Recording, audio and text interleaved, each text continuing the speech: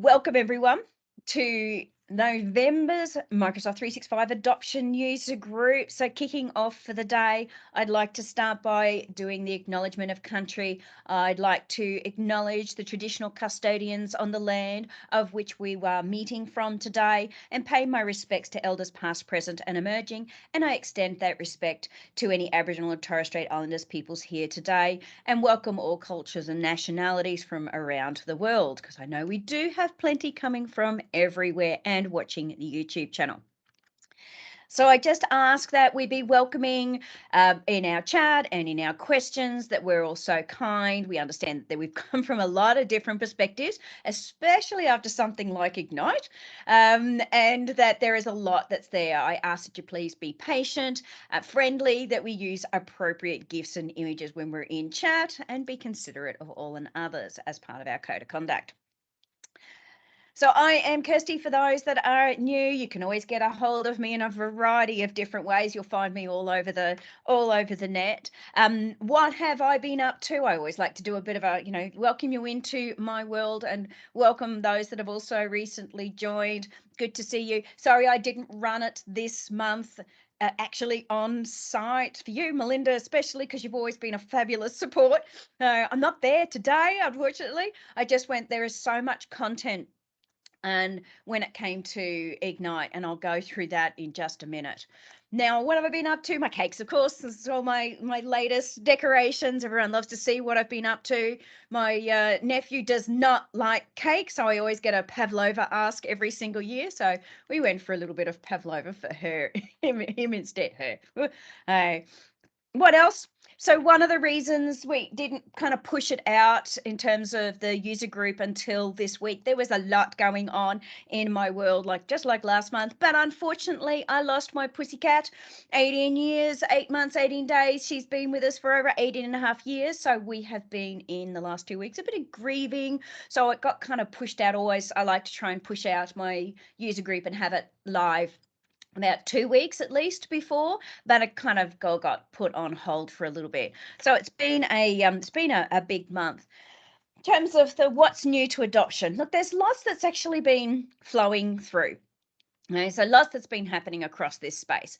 This presentation, I will warn you now, it is 147 pages long. I put down an hour where we ordinarily have an hour and a half, so I understand if those do need to go. There was so much that's come through from Ignite, and I have eliminated a lot of content, by the way, a lot. There was over 800 sessions, and there is a massive amount that's actually being pushed out. But what I want to do is focus on some of the core things that have flown through. So let's get stuck into first what was new in the adoption space. Now, just so that you know, my YouTube channel, yes, it's still there. We talk about this. I now have the adoption handle. It is called Microsoft 365 Adoption. It was my channel, and I have been very, very privileged and lucky to be able to have that handle flow through for my YouTube channel. So rather exciting that I actually have the Microsoft 365 Adoption YouTube handle. So you can always look it up, and when you do a search now, it escalates it a little bit more in your search engine to be able to help you to find it when you're doing search on YouTube. So do like that. There are new videos on Collab Talk and more that will be coming out soon. Over the next week, we'll be doing probably answering another, anywhere from 7 to 10 questions over the next sort of week or so, which will then start flowing out again through Collab Talk. We're always going in there and answering lots of questions for the community. The latest Champs call has gone out. They have done a little bit of an Ignite recap. It's a very sort of small overarching view. If you wanted to have a look at it, I have dropped some of those slides into this presentation for you, but it does have the recording there as well. The next one that's actually scheduled for the 22nd is around Viva goals. If you want to get your head around Viva goals, it is going to be the 23rd in Australia at all hours of the morning. So you can either just watch the recording and download the presentation later, or get engaged on it should you wish to. So there's adoption newsletters that comes out from Caruana. In fact, it just came out this morning. If you're on LinkedIn or Twitter, you will note that I've actually pushed this out across my own profiles. So if you wanted to read the latest news, you can. I will be going through a lot of that anyway as part of the session. Okay. Now, on the Microsoft 365 adoption site, so if you're going to Microsoft.adoption, then you will note that there's the community updates that are now driving through. And in that community update, it does have a lot of the announcements from Ignite. So you can look at the different updates as they come through now. There's a specific blog for Microsoft adoption. I do love that the new pen look and feel. It's got my green. I like that. So I'm using my pen and it's like, woo. I like that. Okay. Microsoft communities and going in and joining different communities. I am a community member. This is a Microsoft community tenant. So if you have a community that you actually need to run, whatever that community is, there are free tenants available. So I've been using this tenant for quite some time, but Microsoft are now pushing it out there for the wider community. So it's a free Microsoft community tenant should you wish to get engaged. Okay. And I'm clicking links. Let's not click links. There are, as part of the adoption site, they are pushing through now tech community events. So there's lots of great tech community events that you can get involved in. They've got the Ask Me Anything sessions. Often they will be at, crazy hours. You cannot usually watch a recording a lot of the times on the AMAs. You do need to turn up. So if you wanted to see things like the syntax that's coming up, and there's a lot that's happening across that space, but I'm not driving into it. Okay. There was the AMA session that was run recently. As I said, they aren't necessarily recorded, but they'll often have something that's a bit of a recording to sort of drop in there to help. The one thing that I did like is down in the comments, you'll actually notice that they're stating that there's improvements to the usage and reporting and analytics in Power BI that's going to be going out soon on the Microsoft roadmap. So looking forward to seeing what that actually looks like when it flows in. The little things that you pick up here and there. There's the Viva Insights community. I did talk about this last month with so much happening across Viva. If you want to get your head around it, I highly recommend that you actually join the Viva Insights. Namali, you were asking some questions in chat in regards to this. I'd highly recommend maybe going in here and having a little bit of a look through because it does actually have lots of great information in there to support you. Now, the adoption score, there's those new capabilities. We did start to dive into that a little bit in last month. So if you want to really get a bit of a better understanding, a blog has actually come out around that this month to be able to support you. One of the things, there was some broken links on the adoption site that I've actually reported to the Microsoft team. They said that they should be all fixed. There's a few things. If you ever see anything, please feel free to flick it through to me if you're seeing something going wrong on the adoption side, and I will keep the adoption team at Microsoft up to date if we've got to fix anything or we're missing anything. They do love feedback. There is the new virtual events playbook that's actually come out. So I do like it. It's got lots of, really great hints and tips that are flowing through on the virtual event playbook. So go and have a look at that one. If you haven't seen it, there is a new white paper that Microsoft have actually put out. Hybrid work is just work. Are we doing it wrong? Came out not long ago. Cam Mail also had flicked it through to me going, did you see this? It was like I was literally just opening and I went, oh, what's this? So thanks, Cam, providing more links for me. Appreciate it. So I think there was a few things that were really interesting as part of the white paper that actually came through. Now, if you're wanting to, by the way, in chat, I've actually put the link to the presentation, so you can always open it up if you want to open any of these links. I'm not presenting this through Teams as a PowerPoint live for you to be able to click on the links. This is a, nearly 350 megabyte file because it's so big. I didn't want to bring that into Teams and potentially have problems today. It doesn't work very well with extremely large presentations. So some of the takeouts of that was, what I particularly liked is that 76% of employees would say that they would stay and they would then benefit from learning and development support, which is great for us as a community because I think that's really important. What I found was that, when you look at it, those that are highest in terms of wanting that was that Gen Z and millennials. So those young ones that right through, I think it's quite telling when you look at us having been in the pandemic and a lot of them coming into the workplace where they were very much sort of on their own. And, if we want to retain that talent, when we really need to step up what we're actually doing with them. I thought that was, quite interesting across that space. The other one that said 85% of leaders say that the shift to hybrid work has actually made it really challenging to have confidence in employees being productive. We kind of saw that a whole heap and a lot of micromanaging going on. So leaders aren't confident, but employees are. They're saying that they're way more productive. I think that kind of leads us to making sure that we're working out loud a little better. We're seeing a lot of chat and meetings in Teams, but not necessarily seeing things like working out loud through channels. And it's the time to start forcing that up the list and using planner and lists and working out loud. I think the more we do that, the more we can help our leaders across the business to feel that they're a little bit more confident. Just a couple of ways. There's so many ways that you could lift it, but they're just 2 or 3 quick, short ones to help. There are, lots of great new features around admin and adoption specialist. I did present this last month. If you want to, there's a recording that's actually available that's come through from Ignite to be able to help you to understand a little bit more around what that actually means and what it looks like. So you can always go and watch that particular video. There is a new TEI that's come out around Microsoft Viva and what those cost savings and benefits are to be able to support you to understand what's going on. Viva has become such a massive, massive space. Okay, makes it difficult for me to keep you up to date because it is its own topic literally its own topic. So I'm kind of having to go, how much do I want to dive into it as part of the user group? A great one to go and have a read through. I haven't put any of the information up in regards to the takeouts because there's so many other things to go through. I might look at it for you next month. In terms of something else that's come through that's new, and it's a little bit around adoption, I kind of put it in here. I ummed and ahed a bit, but there's the new emissions impact dashboard in regards to 365 that's coming through to Power BI. We have a look at, some of those adoption scores and the packs that hit us inside PowerPoint to be able to keep across it. One of those now is the emissions of when we're actually physically using it. Okay. So Ignite. The main core theme was do more with less with Microsoft 365, when it comes to the cloud. It feels like we're doing a lot more with a lot more, personally, after having spent 25.5 hours this week doing this presentation up for you. And that is outside of work hours, by the way, from 5:30 in the morning, finishing at 10:30 and 11 at night.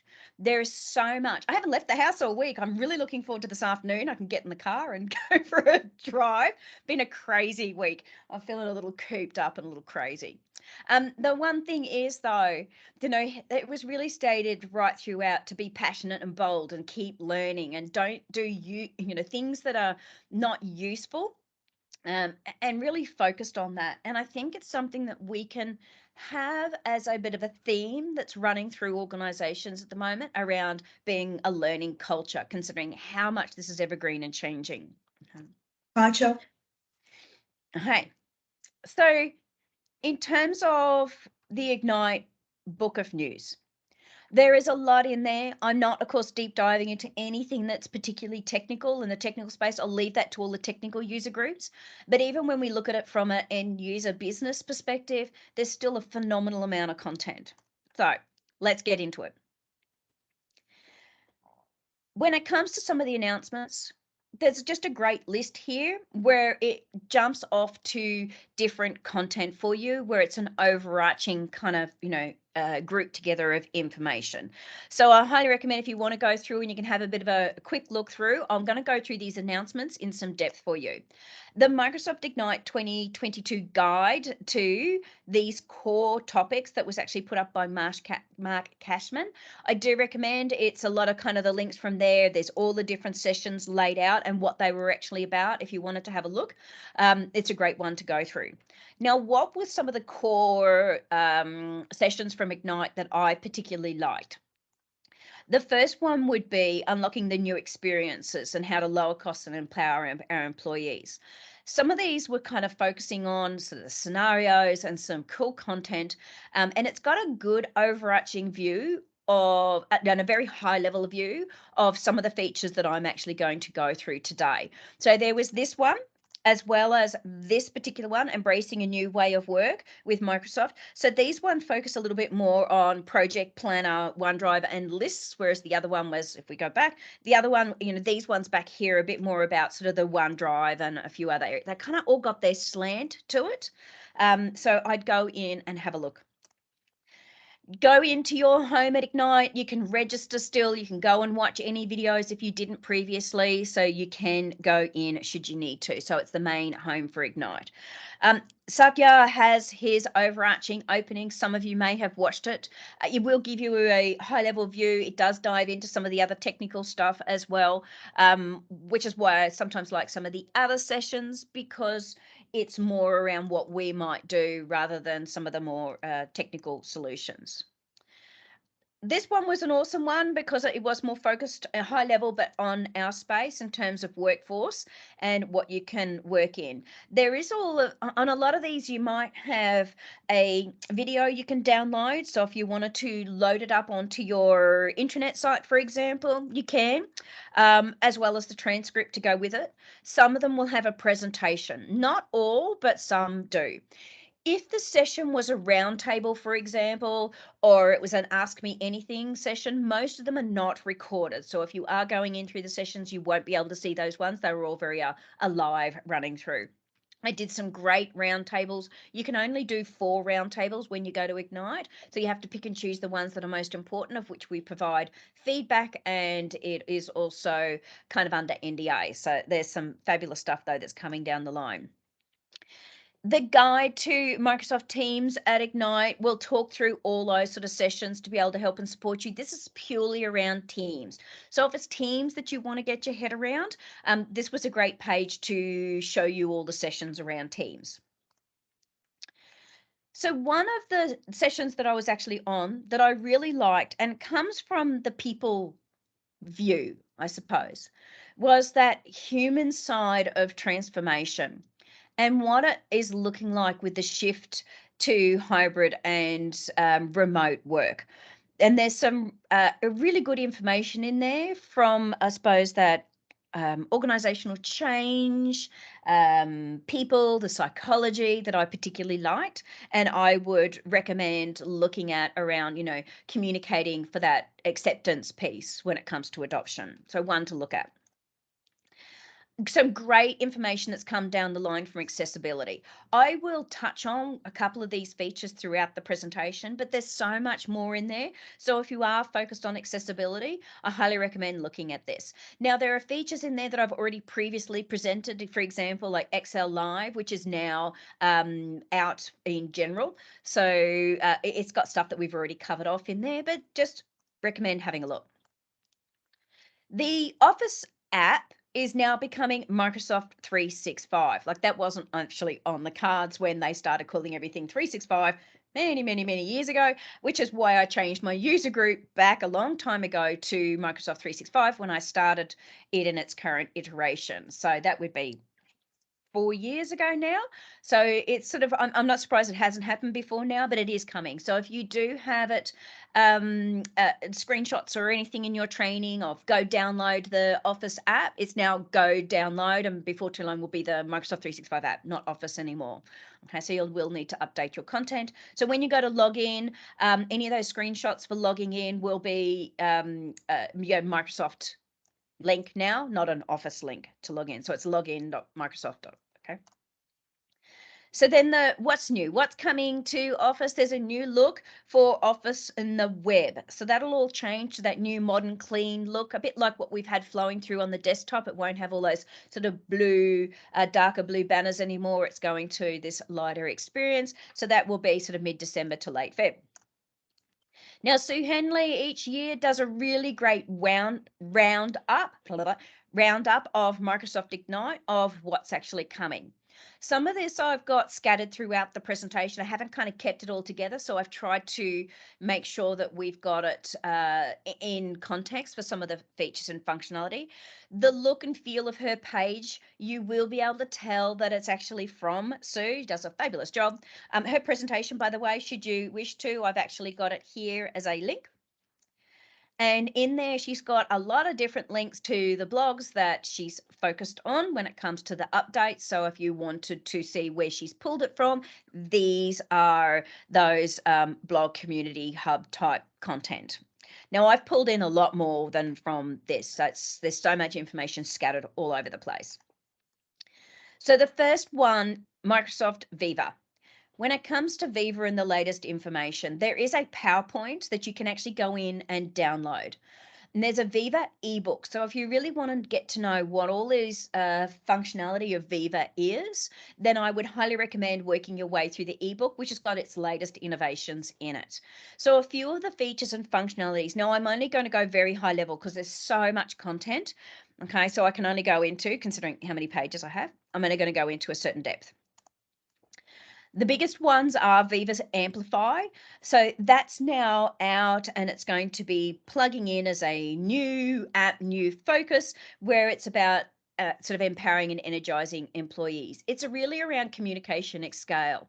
So that what can happen is when we're looking at the communication, employee communication in teams, and they can see the leaders and have it elevate the message of leaders. So it's very much about amplifying the voice of comms and leaders to be able to help and support the business. So it's got a visual from a leader perspective, comms perspective, and then the sort of employee perspective. One to have a look at. That's the new Viva Amplify. You wonder how much of the naming across, Microsoft will swap out and what's next. We now have Viva Pulse. This is where you can actually, as a leader or a manager, seek regular confidential feedback. Now, when it comes to getting that feedback, it's got research backed questions in this sort of library that then helps them to ask the right questions. Then what happens is kind of based on a lot of that information and sort of AI, and the fact that it is confidential is fabulous. I do like that. It then used these sort of smart templates as well to be able to help and support you. And then it used analytics to then sort of provide suggested based learning and actions based on the relevant topics that have come up from the employees. So this is coming next year. So it's this whole pulse piece to be able to support managers learning, which is a good one considering what we talked about in managers' confidence when with their employees, when they're on hybrid work. You might find that it's more from a manager's lack of skill sets rather than the employees getting the work done. So how could they potentially work a little better to be able to support or kind of tie in a little? There is the Viva Engage Leadership Corner. So this has come out under Viva Engage, new feature and functionality. So you will see in here this new experience where it highlights announcements and posts and other content for employees. It is only going to be there in 2023 and it is for the licensed Viva Suite users. Okay, so that's specific to the Viva Suite license. Viva Engage Answers. This is a crowdsourcing piece. It helps to sort of organize questions and solutions by connecting in the right people at the right time, and that will be next year.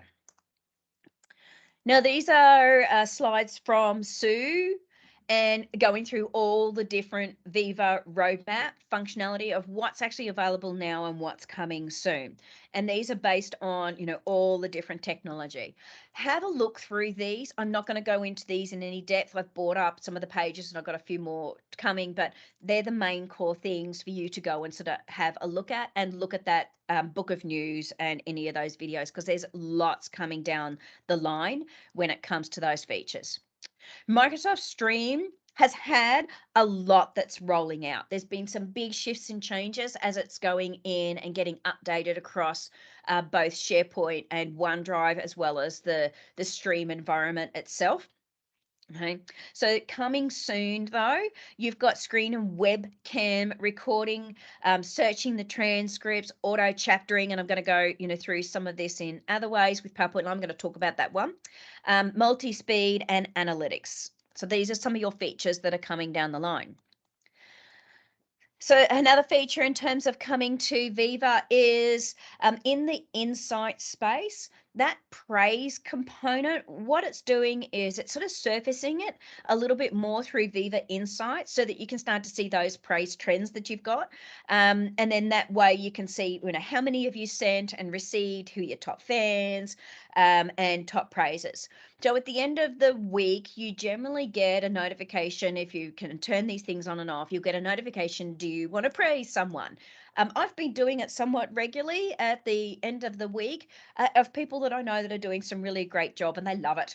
I also, and I talked about this last month, have it set up that I do praise of change champions of who's my champ of the week and what have they actually done. They're enjoying that too. So Microsoft Places. So this is a new piece that is coming into place. It allows us to be able to do things like hybrid scheduling. So you can actually state, where are you in the office or are you working from home, for example? It's got all this really great intelligent booking, wayfinding, hot test booking. It allows you to be able to do sort of meetups on the go. So literally as you go, do these sort of meetups and who is here so that you can kind of connect with them and go into a room. It's got different space insights and optimizations for your building as well. It's going to be available next year. I've dropped in here as well a YouTube video that Richard has done from Two to Lead that I particularly like when it comes to getting to understand places a little bit more. Okay, so one to go and have a look at. That new editor has been in play for a little bit now when it comes to sort of 365. There are some new features that are coming into editor. I use it and you can sort of have it plugged in as well. We've got editor plugging in through Edge, but it's now got things like tone suggestions, conciseness. There's different, I've got the browser extension, highly recommend it, but I do particularly like the summarization that comes up where it will automatically summarize your document for you and just puts a little summary paragraph up the top. So that's my fave pick of that. There is the personalized toolbar now when it comes to Microsoft Editor to be able to help and support you. So there's this new little editor that's actually a little toolbar that's going across the bottom. That personalized toolbar when it comes to the AI enhancement, guys. What are the popular commands that you tend to do across Office? And I will surface that for you in a toolbar so that you can kind of minimize the noise of the bigger toolbar and you can just use the little toolbar down the bottom. That's pretty cool. Like it. And on average, we use less than 10% of Office, so I can guarantee you could probably get the vast proportion of your commands on that toolbar. That's the average. Now, in terms of Loop at Ignite, there was some really great stuff that came out of Loop.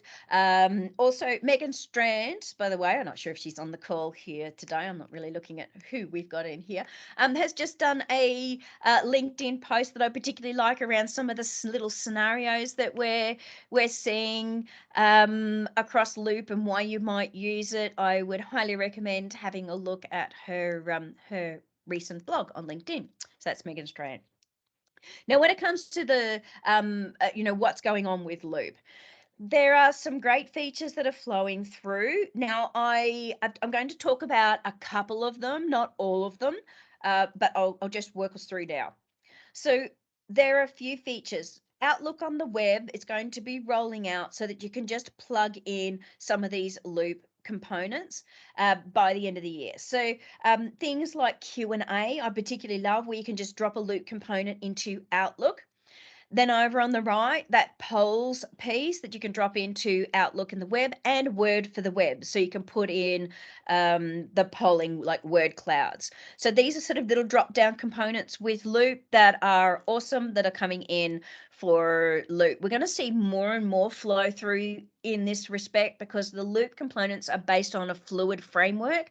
So we're seeing all these kind of little interactive fluid framework components that are under the Loop banner. So they're starting to all flow in now.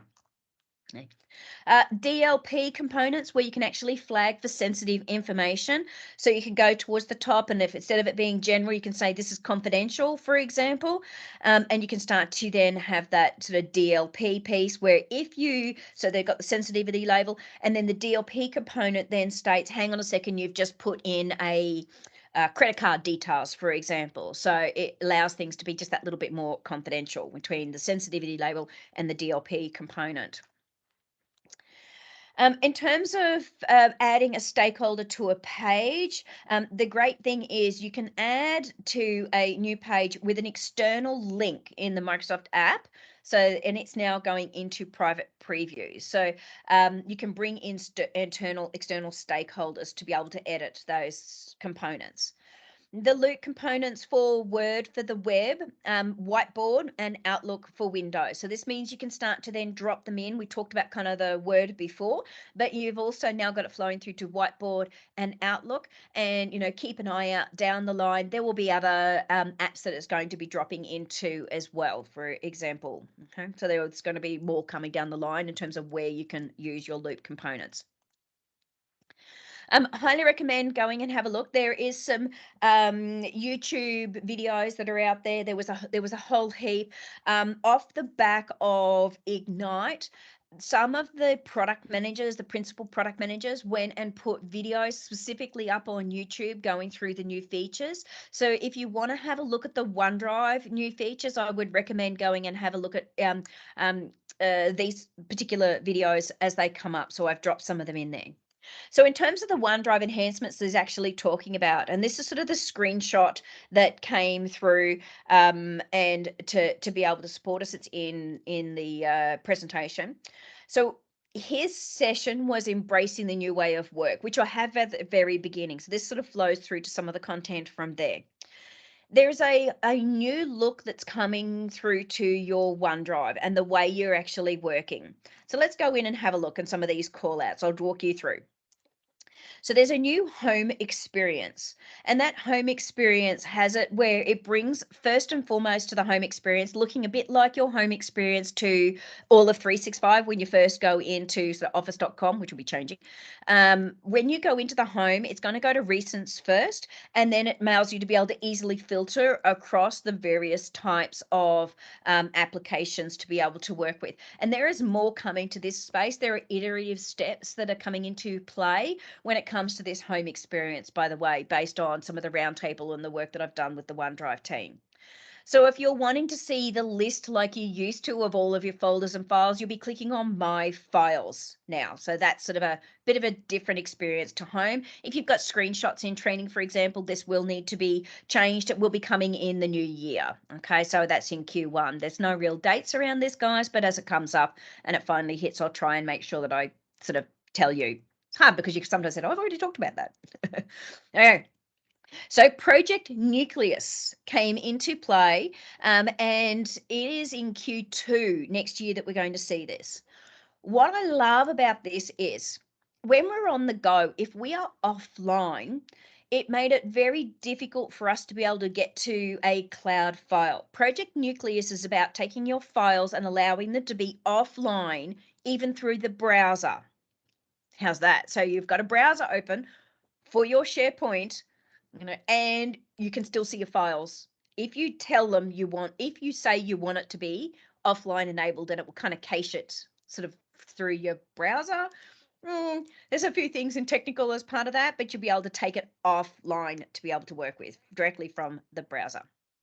Okay. Another one is your shared. So underneath shared in your OneDrive, you'll see running across the top some of these new features that are going to be flowing through to make it a little clearer, because it used to just be shared with you and shared by you, but now it's going to go what has been shared based on a particular individual to surface it based on people. We used to see a lot of this through Delve. We're now seeing it focusing and flowing through into OneDrive, which I do particularly like. But the one that's cool is meetings. You know, how many times do we share things through meetings? And now what it's saying is I'm surfacing those documents that are flowing through from meetings, whether they're sitting in someone's kind of OneDrive, for example, because we got it sort of in Teams, through files, for an individual, for a chat. Now we got one place to be able to go to be able to see things that are flowing through meetings. Love it. This is one that is a big win for me in trying to find things later, and a bit of education that will come with that as part of those filtering. When it comes to sharing, one of the other features is being able to see the share experience right across 365. has been having some changes, iterative changes that we've been seeing over the sort of the last year or so. We had a lot of this. It's already actually hit our desktops. If you haven't seen it, go and have a look. But that share experience is now getting a little smarter. It's getting consistent. I do like the fact that, it's coming into OneNote. We're seeing OneNote coming up to speed with all its new features.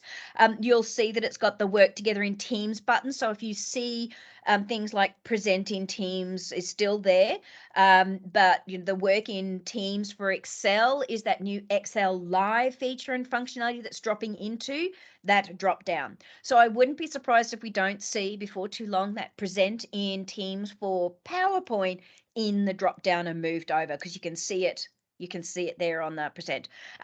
You will also see that there's a link to this slide for PowerPoint. I do like that one. It's not just the whole PowerPoint, it's just that slide that you can send out, which I believe we might have talked about last month. When it comes to favorites, we can quickly and easily now over in SharePoint and OneDrive tag right next to the share button, the favorites button. The one thing that I will say in SharePoint is there's the button there in SharePoint to go, save it as a OneDrive link, the quick link to OneDrive. I'm seeing a lot of technical issues coming into play with it sort of doing this circular piece with SharePoint going into OneDrive. I don't recommend it.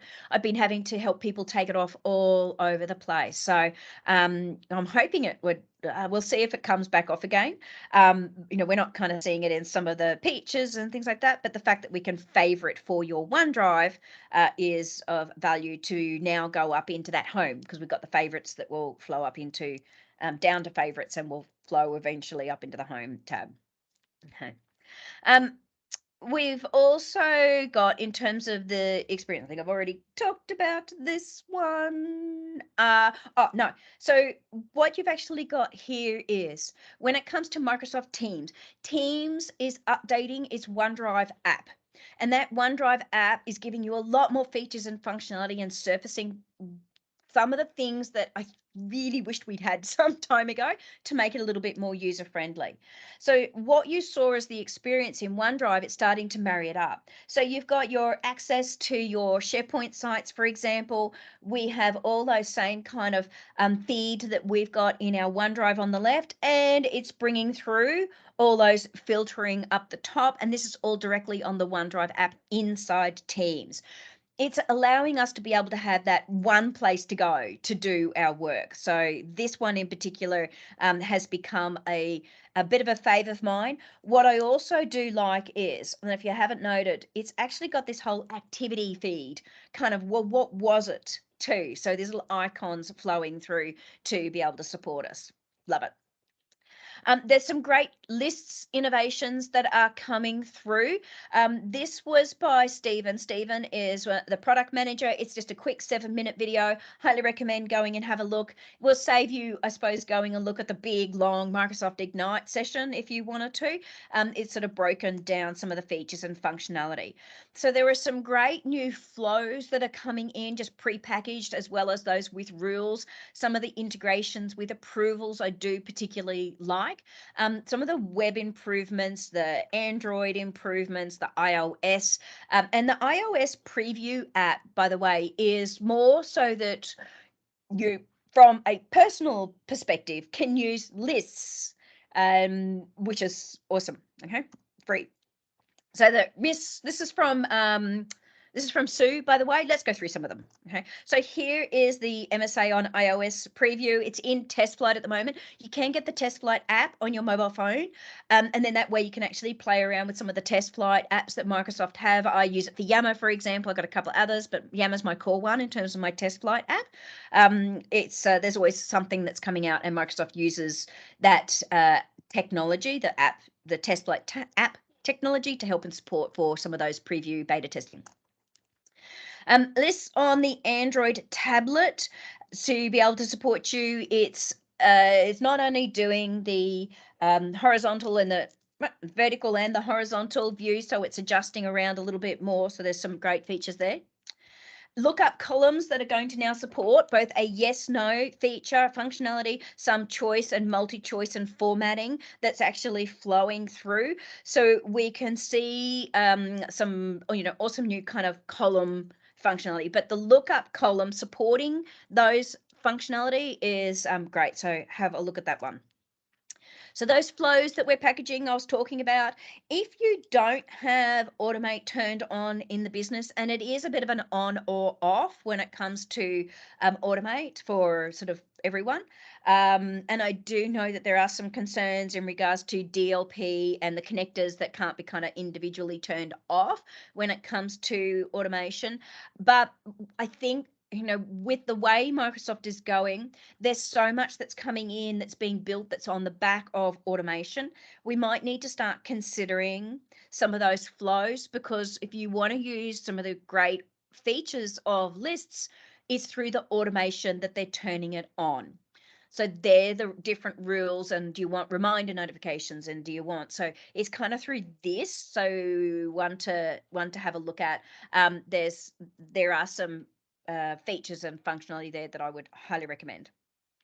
More around the approval integration. So when you assign someone as that approver, that action can carry over now into Microsoft Teams. Okay, so it's going both ways.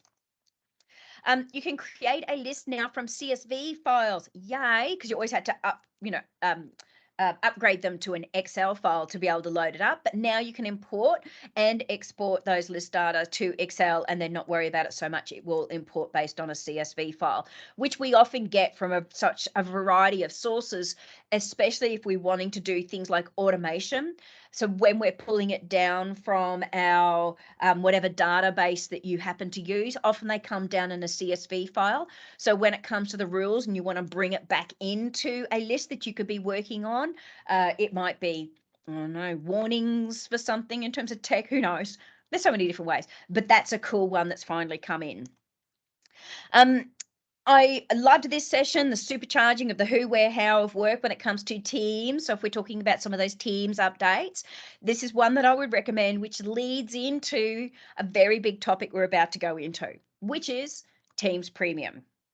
So Teams Premium was announced at Ignite. So Teams Premium is a licensing that goes on top of your standard environment.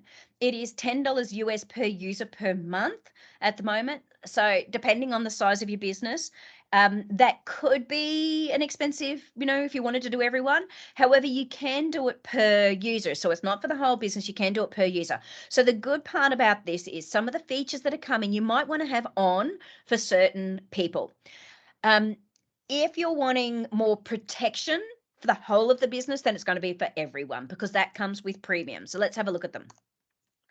So your, hang on, this has moved into, I've got to move this around. I'll do this one. We'll come back to premium.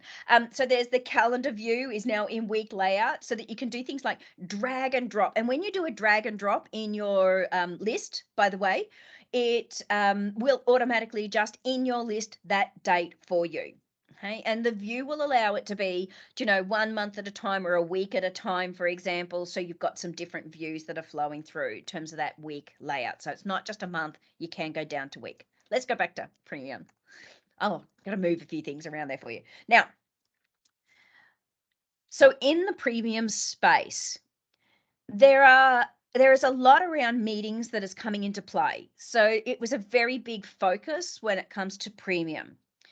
So in premium, it's going to be building things like meeting guides. So this is something that can actually be set up by the administrator, where you go, what does a client call or a brainstorming meeting or a help desk call actually look like?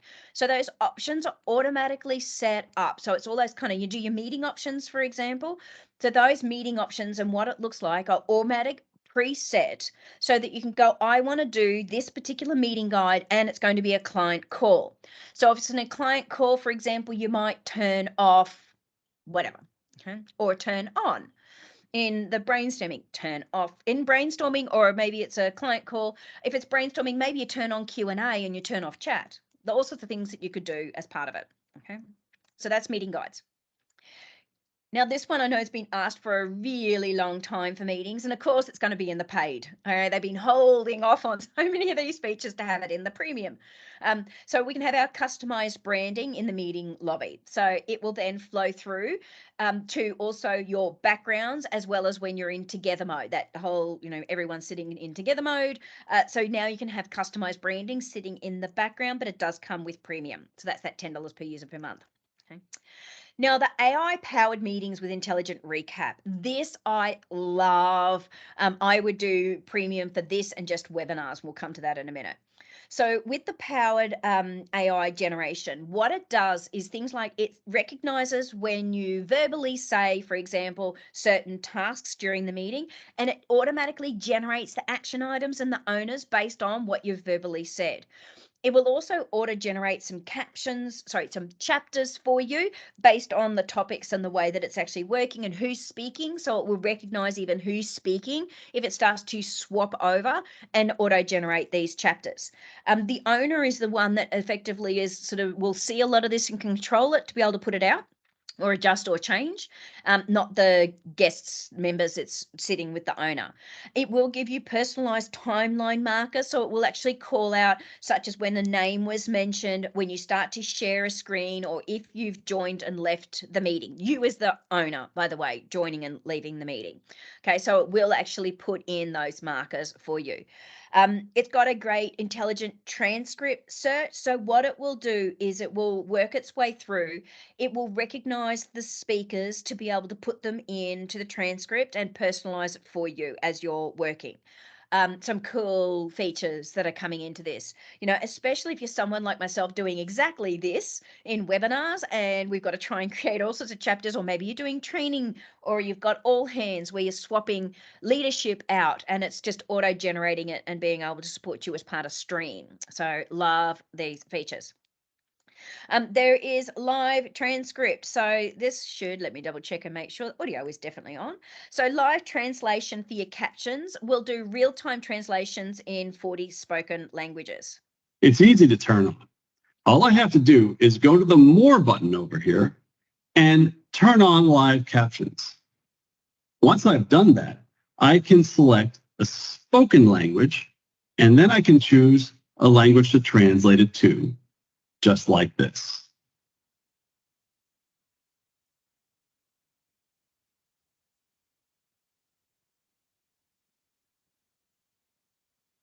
现在，即便我使用中文，你也可以理解我在说什么。 How cool is 这 that? 就是我们如何使用人工智 Love 能 it. 将 Righto. That is a premium feature though, okay? Now, advanced meeting protection. So this one is particularly good if you've got sensitive, confidential, maybe you're in a protected environment in Gov, for example, then advanced meeting protection allows you to be able to do watermarking, and that way it will deter some of the leaks, and it will also limit who can record. Okay. This all comes under the Microsoft Purview information protection sensitivity labels as you set it up. So that comes into sort of those meeting options automatically. Admin will organize all of that and will say whether it's highly confidential or and depending on how it's actually set up. So this will all come under that. I don't dive into Purview in our in the user group or as part of the Ignite update. There's so much that's going on across there, as well as syntax, for example, and I'm not diving into those guys. They're a whole other space and on its own, and we've got knowledge management type user groups that will dive into that, or often in the technical side of things for 365, they'll really dive into Purview as well. Advanced virtual appointments. Okay, so this gives you appointment queuing. That way you can actually do things like on-demand virtual appointments so that you can have it all in one location. So you can set up a queue for those on-demand and scheduling. Of course, always underneath the premium. Another one as part of that advanced virtual appointment feature is receiving things like text reminders, joining those custom branded virtual appointments through their mobile. Now, the one thing that's great about this when it comes to those on-demand appointments, great for things like sort of medical industry, and that way you can have a client join the meeting on the mobile device and they don't actually have to download Teams. They don't have that confusion of trying to work out how to physically get into the meeting and going, I got to pull this to my phone. None of that. That eliminates it as part of the premium features to also set off that reminder you've got an appointment and it's coming up very soon, and they can just click on it and join. Okay. There are other rich analytics that's actually flowing through for you to be able to see the visual trends and history around those virtual appointments. Then that way it will show, like, in terms of, was there wait times, for example, or there were no shows, and it shows it based on whether it's staff or department or an organizational level. So there are all those analytics that come into virtual appointments and those booking schedules to be able to support you. You'll also have through their streamlined registration workflows. So this means that you're going to have a wait list, and you can have things like, manual approvals. You can customize things like a registration start and end time, like how long are they going to have as part of those virtual appointments, to be able to put in some times around webinars. Okay. So when we're looking at those registration workflows, so advanced webinars, there's lots of features on advanced webinars. And I've been working with the webinar team right from back when they were talking about webinars. It's like myself and Lauren Strant here in Australia and a couple of others, and we're on these advanced webinar sessions as to some of the features and functionalities we want to see. And there's some stuff in terms of the guidance that we've particularly liked. There's a whole heap more coming too, by the way, when it comes to webinars. So when we're looking at webinars and building out webinars, at the moment when we do a webinar, it's very light. Okay, so things like, we wanted to have a limitation on how many can register, for example. That all's coming into some of these more advanced webinars. So customization, wait lists, approvals, the automated reminder emails that we want to have in terms of streamlining those registration workflows. So you can then do all customized look and feel as well of those registration emails. It all comes through there. We have a green room.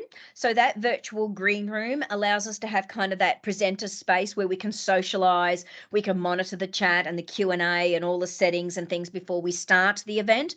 You're starting to see some of those features from live events, which we talked about, I think, about 2 years ago with the webinar team, flowing through now into advanced webinars. So we can work on all of that in the green room as part of our webinar before we go live. Then there's a customized screen, of course, for the attendee where they can actually use chat and or Q&A. And there's a few other features that come into that in terms of managing what then the attendee actually sees, so that you can focus on the content for them. And what you bring to the screen is up to you. So you're kind of picking and choosing a little bit more. So if you wanted to, and an attendee raises their hand and they want to ask a question live, you can show their video and go, I want to show the attendee, and have their video come up on the screen so everyone can actually see them as they talk. So you can bring them on screen if you need to. So that's kind of a pick and choose what the attendee view looks like with premium. Okay, so that's all the webinar side.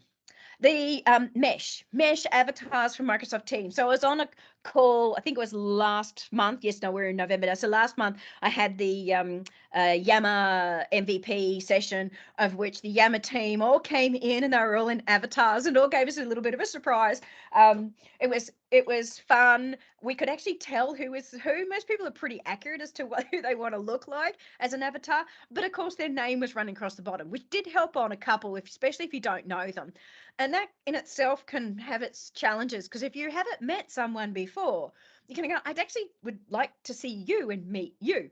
But yeah, look, we've got all these fun avatars, which can be great in terms of interaction. So that's coming in. That's in Teams in private preview at the moment, but it's not far off. There's a new reimagined channel experience coming to Microsoft Teams. Okay, this way we can do things like, we've got different post types that we can do. So you might see here different post types. So instead of it just being the standard, it's gone now, but seeing instead of that standard, we can do a post, an announcement, a question, a video clip, and there's a few others there as well. We can pin those important posts for quick reference, and then you can also find the key information because you can pin over on the right hand side information about the channel rather than always having to go up to the top to clicking on, is it internal, external, who's here, documents that are shared. So it's now surfacing it with an information panel over on the right for us. So this is the new channel experience coming into play. Okay. So screenshots and how-tos and team stuff, get ready, guys. There's going to be a lot for us around the Evergreen to help people understand some of these new experiences for training and education. The joys of Evergreen, right? And if you're not doing a regular update inside your business of what's new and that's hit you, and I know some organizations do half yearly updates, for example, which will make it a little more difficult because you can have big hits of changes every half year. So rather than some of those more iterative updates each month that might be flowing through, for example, or quarterly, or have a think about how you start to articulate it. Okay, so inside Teams, it will now have, when you go to type someone into chat, it will actually create the recommended people message when you go in there. So at the moment you click on it, it's got who suggested. It will go based on previous collaboration, by end of year. Personally, always going through kind of filtering to find the people that I want to start, but it's now easy. Just go click on the chat, click in here, and it will surface my people rather than going filtering and typing and searching. So yeah, it's going to be a little faster for some of us. So one to keep an eye out on. End of year, that should come through. So not far off. Now, adding people to the group chat with your @mention. This is group chat and adding people to it. So if you are in a group chat, rather than going up to the top and having to click on the plus button to include them, you can come down now directly in the chat and then just add someone to the chat.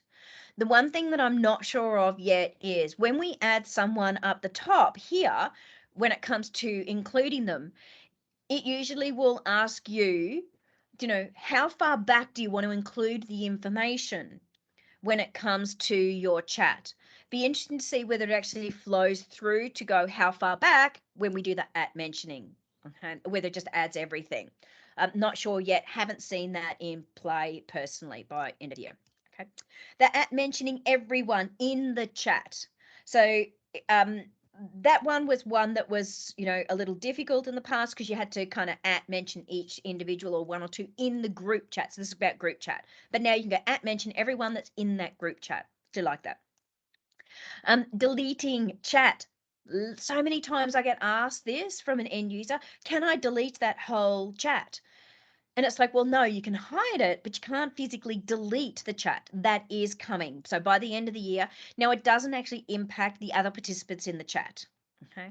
So you can go now and delete the chat, but like everything, it's still going to be there in the back end when it comes to retention policies, and you might delete it, but it's still a right, just have some water. Still a business tool. Nothing really ever gets deleted, as we know. So yes, okay. How are we all going? All good? Lots of talking. Where are we at? How are we tracking on the? Still a bit to go. Not too much. Still good. Work hours and location. Now, this is in private preview at the moment. It will be available by the end of the year. Now, what's happening in Teams is this is flowing in from things like Viva, for example, when it comes to insights and setting your time, places, and a few other things. They're all kind of intertied together to be able to support you.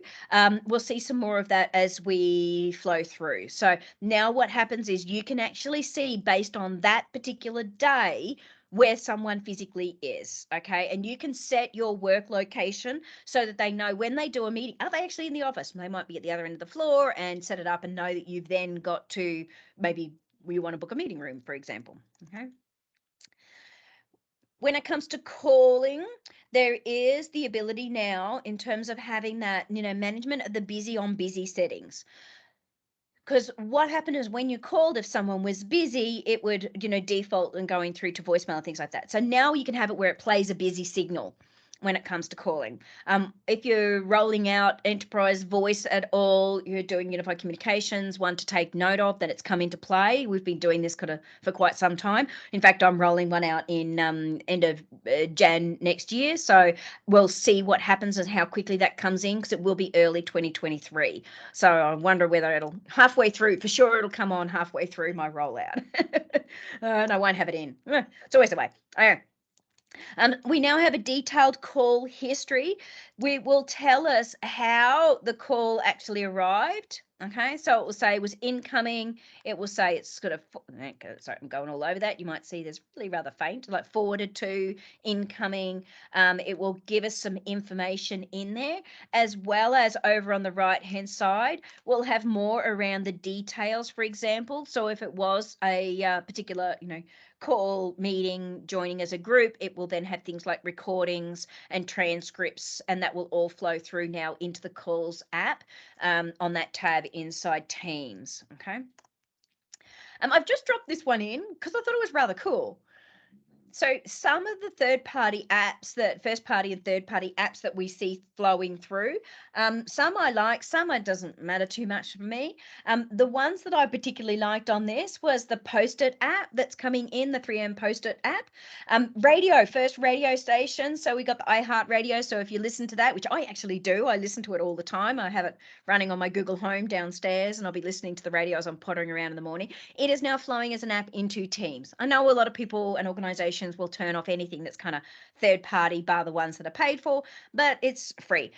Now, if you work with the likes of Brainstorm, for example, so they do quick reference guides, awesome round adoption to be able to help and support your business. So that Brainstorm app can now be embedded into Teams as an app. And then you've got Workplace from Meta. So this is your Facebook for work, basically. So that's now as an app to be able to drop into Teams, trying to bring them together a little bit more if you don't use Yammer. Okay. Audience targeting in Outlook. So this is in public preview by December. So public preview by December. Now, what actually allows you to do is have, for example, your frontline workers, and you can identify particular departments by a certain job code and a certain location. So you can do targeted audience comms. Okay. So this will be flowing into Outlook.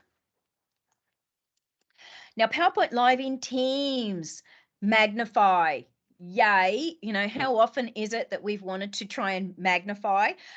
So it would, be there in the past. I can do it in PowerPoint on the desktop, but I haven't been able to do it through PowerPoint Live.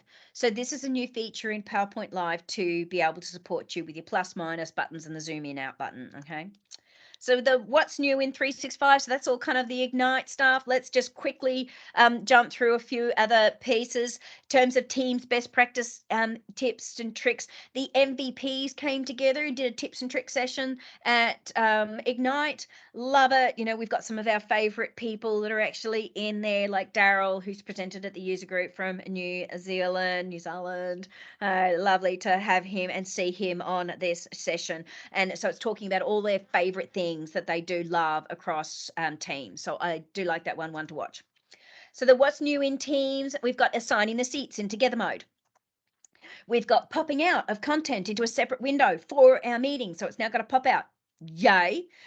Loving that. I'm hoping we'll see a zoom on the pop out, because I know it's one that we've wanted in Teams for some time when it comes to the screen. It's fine when you're on your mobile, because you can kind of zoom in really easily on documents and things on your mobile. It's not been so great in the Teams experience. Okay. Being able to delete or rename a file in the channel in your OneDrive folder in Teams. So that is now flowing through. The other one is the pop out for scheduling a meeting in Teams in your calendar. So you can now pop out that meeting, which is great because it means that you can see your calendar and the pop out.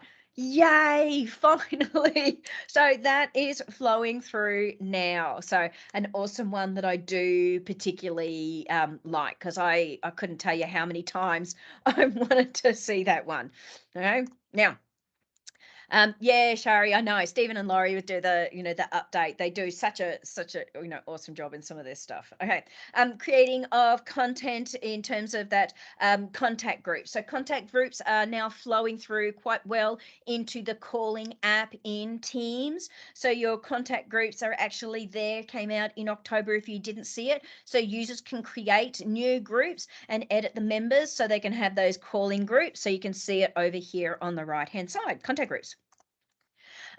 Now, Microsoft Editor, when it comes to Outlook on the web and Word on the web, what we can do, it's got this whole context IQ included, and it's available across it so that when you are in the document, you can @mention. And when you do an @mention, it goes, what are recent documents that you've been working on, and it puts it in context for your actual document when it comes to people and content. So we're seeing that across both. I mean, how fabulous to have this stuff surface so easily with just an @mention. Okay, love it. Reactions inside Outlook. Now, these are all through Outlook of the web. If you are not using Outlook on the web, I would highly recommend it. All a new modern feature and functionality. At the moment, we're really seeing driving through into Outlook in the web. It does come through eventually to the desktop. They do have different features depending on where you are. So with these new reactions, one, it's visible to you as the sender, but it's also visible for those at the other end. This is so we can reduce down all those replies with a yes, saw it, thanks. Hopefully, if we can do some education to reduce down the clutter in our mailbox, you've got to love that. Okay. Meeting recap. So this is flowing through in the web where when you click on a meeting, it will actually include for you automatically from the calendar things that were actually sent, for example, documents and recordings and everything. So this is all based on the web component.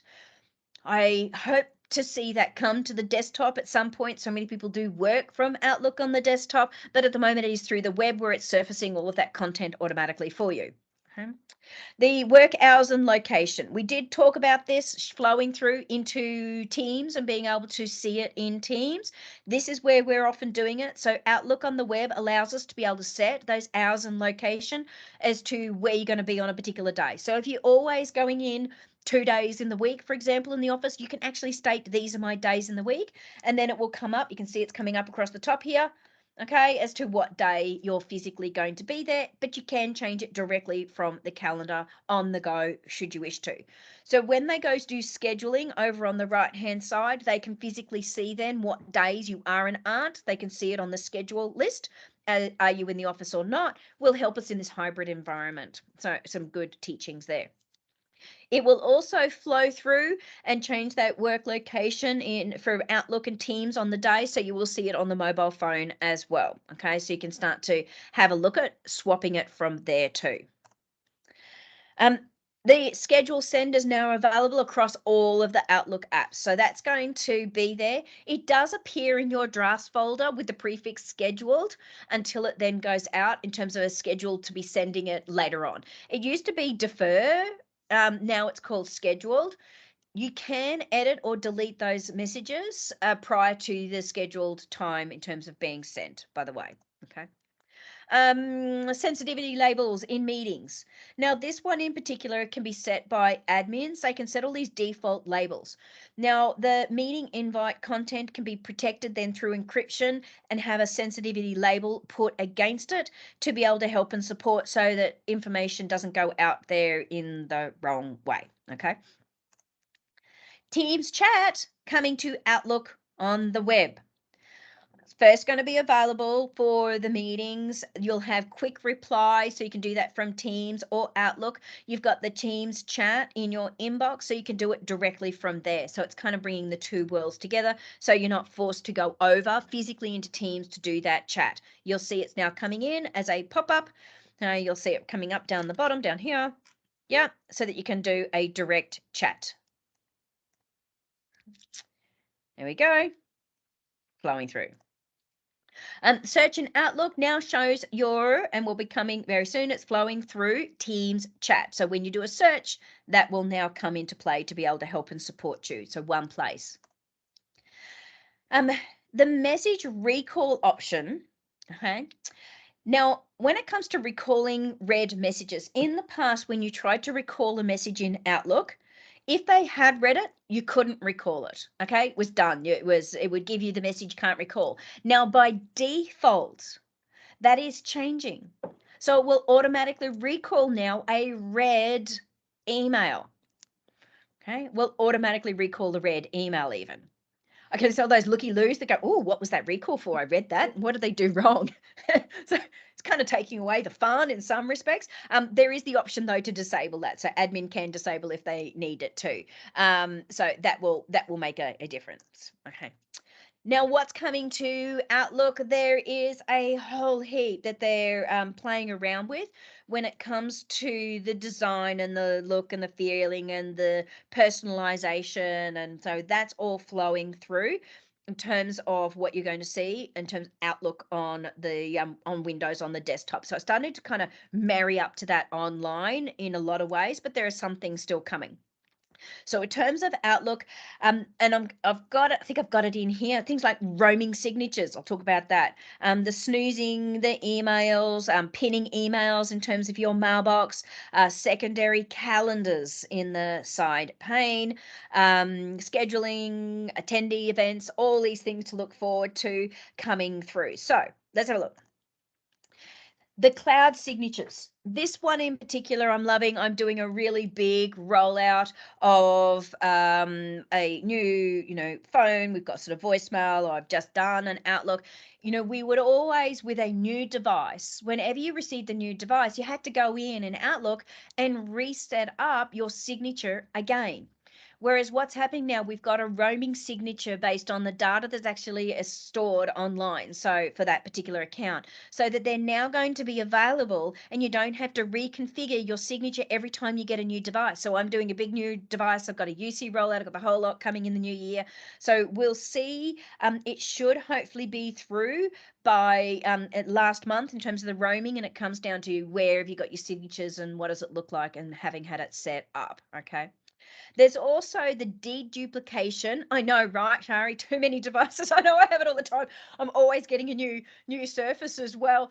The new one's about to come out, and in terms of the Pro, and I'm having to get so many people do it. So I'm loving it. The deduplication of contacts. Now, that's going to have very soon your users in your OWA. So in terms of your online web and getting in there, when they go in, they're going to have a pop-up message introducing duplicate contact merge, because there was all this kind of duplication going on, which was really frustrating when it comes to Outlook duplicating contacts. I know I've struggled with it a bit in the past. So what it will do is a pop-up message will go, do you want to start kind of fixing this? So keep an eye out. That will be coming in around sort of late in the month to finishing in December. Give them a bit of warning, because it will go, well, what will it do? Okay. OneNote. Now, OneNote, we've seen some announcements coming through. This is really just sort of the how do you make sure that you're getting your OneNote ready for the new rollouts as it's flowing through. You can now get it through the store. So through Microsoft Store, you can pull down the 365 version of OneNote so that you get all of the latest updates. So if you've got an old standalone sort of 2016 version, for free, you can get sort of that 365 connected up to your account, and you'll be able to get yourself underway, and it will just draw down all of its new great features as they're coming through. The what's new in to do, there was, there wasn't really anything that came through that was new. However, there were some great videos that were actually in online on how to use To Do. I'm not seeing too many people using it, and I highly recommend it. I've done lots of sessions in regards to Do, like through the Reactor and with others. There was a session that I actually joined that was done by Al Eardley at the at Ignite, and I did particularly enjoy it. I spent a lot of time. Became his sort of moderator in chat, helping everyone out in terms of their questions. But it's really got a good flow through of where all those touch points on, and it's got some great feedback around some of the psychology of task to do and process flow and some really cool stuff. I would actually recommend having a look at it when it talks about sort of that mental health around task management. I love it. Okay. Now, in terms of SharePoint, a lot of what was in the SharePoint news for both September as well as October we've kind of covered off. There's one or two things I'll touch on, but not too much. Okay. So when it comes to the September and October, it wasn't out when we presented last month. It literally came out, I think, only a day or two after I did the user group, which was a little late in October for it to be coming out. Go and have a look at them. I'm not going to dive into this. We've got so much content already, okay? But we've already sort of touched on a lot of this in the past anyway. When we're going through here and we're talking about some of these core components and features, the one that I do, want to touch on, let's go through one or two. So the what's new to Whiteboard is inserting links in the URL. Now, I'm not seeing it. It says sort of around October. I'm not seeing it in the desktop app for Whiteboard yet. However, I am seeing it in the Teams app now, where you can actually now insert links, documents, and videos. Okay, so these are three core new ones that are coming into play. Documents came in just a little while ago, but links and videos are definitely the new ones to be able to support us when it comes to whiteboarding. So with your videos, this means you can now embed very easily things like YouTube and videos from Flip and video, and they will pay in Whiteboard. Okay, so they'll actually do the play piece. It won't do the jump you out. So it will do the embedding it in terms of those videos. Do like it for whiteboarding. Helps you to kind of get yourself preset. It could be a little gamification type thing and watch this video first. What did you note? There's also the cool things. They can start to type. Great stuff for brainstorming and workshops and especially with some of the things that we do. The what's new to OneDrive that you'll see from the SharePoint update is you can request files. Now, this is often coming into play where if you had disabled an anyone link for OneDrive, because get it, there's lots of risks sometimes around sharing external links from your OneDrive. I personally like being able to do the anyone link, and you can put limitations on it if you need to. However, if you do have it turned on, you can now enable, though, an anyone link where you can request files. So rather than having files going out, at least you can have files coming in. So it allows them to be able to load files into your OneDrive as a new feature. Okay. The what's new in Forms, an instant poll. Now, one of the things you're going to need to do with an instant poll and dropping these into Teams, for example, you're going to need to explain the question because it's not going to really put it in. Because when you do an instant poll, primarily it's designed as the in-meeting and an ad hoc scenario. So it's like a hard, fast, dirty kind of poll. The participants can then vote in the chat. It may not be ideal due to the lack of a question to put it into context, but if you've gone, please vote your opinion, it could be you've got it on the screen. We see it a lot on webinars, for example, where they go, what's your opinion? What do you think of this? Do you like it? Yes, no. And they'll put a screen up. We've used it a bit with sort of the MVPs where they'll go, here's a picture of what we're thinking of doing. Do you like it? And they haven't got pre-scripted kind of polls. It's just a quick, dirty kind of, do you like it? Yes, no. Yep. Animate live in terms of the themes in Microsoft Forms. Now, what you need to understand in terms of that live animation in the background, you cannot load your own video animation into the background. It is preset.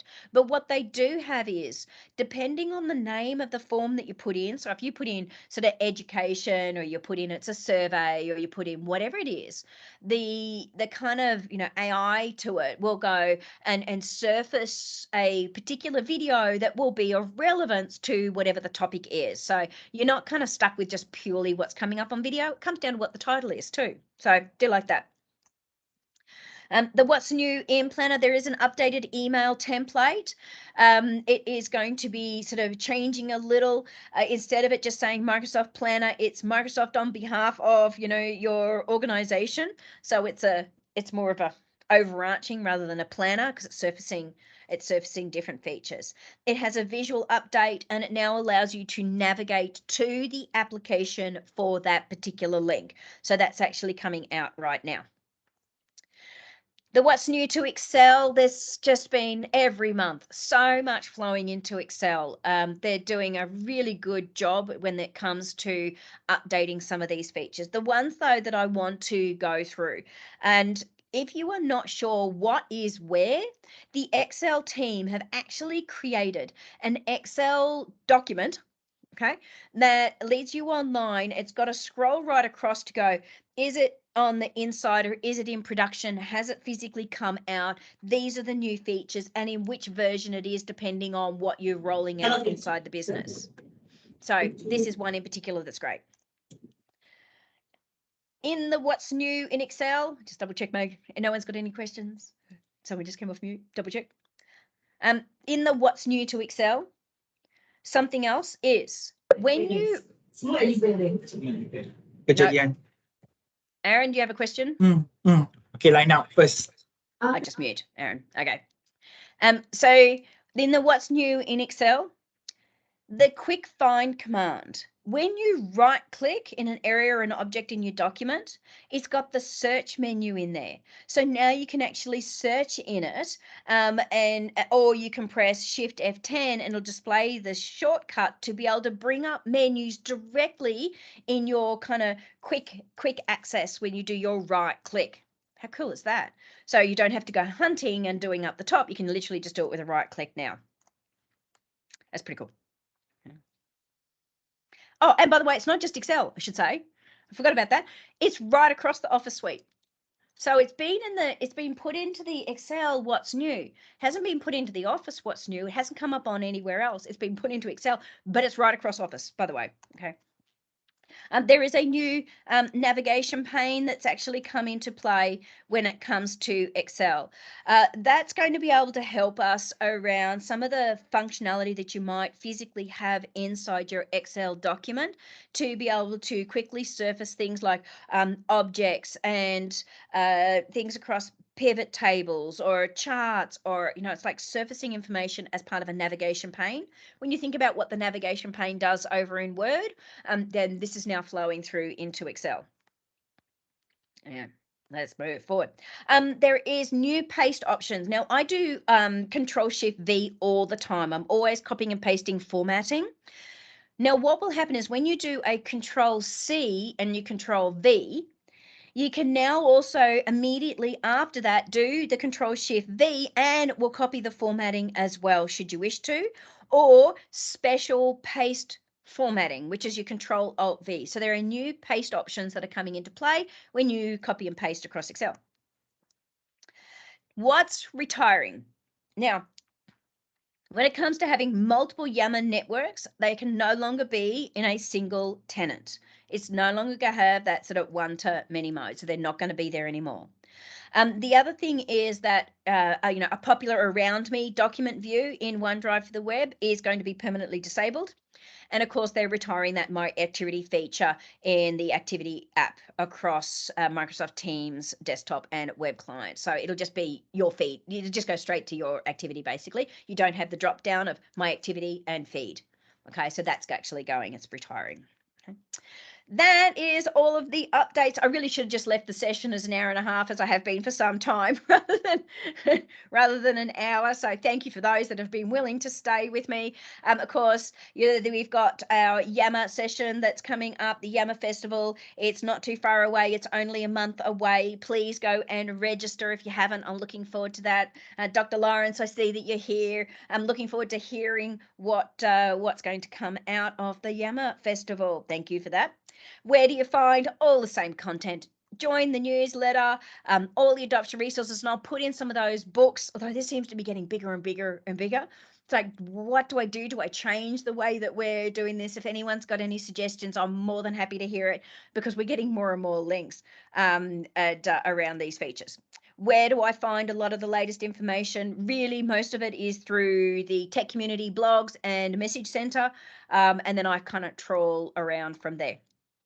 the other user groups that you're actually going to see. Have a look, of course, at the Loop user group by Daryl. If you want to understand what's happening across that Loop space, there's lots going on through there. So join that one through LinkedIn.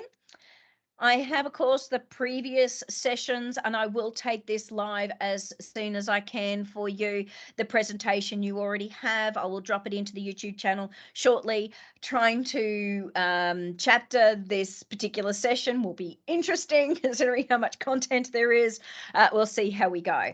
What's next? We will have it back on the Tuesday. We didn't do the Tuesday this week because of Melbourne Cup. No one wants to turn up on Melbourne Cup Day, so I had pushed it out to the Friday. Next month we will have our special Christmas session. Now Richard had been talking about all the things new in the Viva space and his videos. If you like, I can reach out to him and get him to potentially present at the next user group around all those new Viva features, new Viva applications like goals and amplify, and if you would like. So I'm more than happy to have any suggestions on anyone that you would like to see presenting next month. So any thoughts, questions and comments in regards to this month's content, please feel free to chat, ask, come off mute.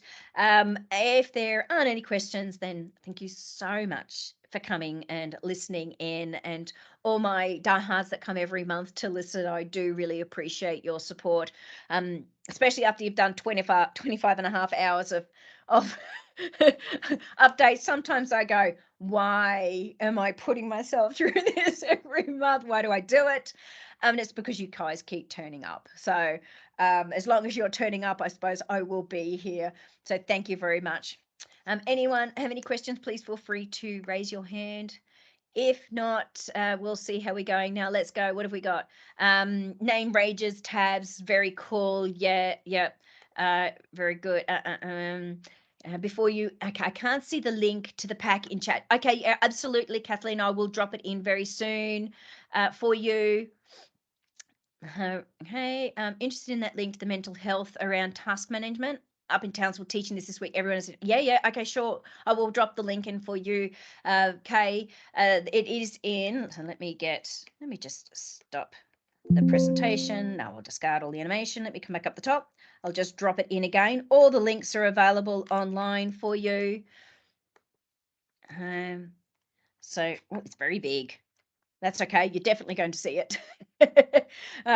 So that will go online in YouTube, and it was an amazing list. But look, that's not even so much I didn't include. So much I didn't include. So it just goes to show just how fast Microsoft is working on these new features, considering every month it's getting bigger and bigger what I'm showing you. Things are just coming out so hard and fast, guys.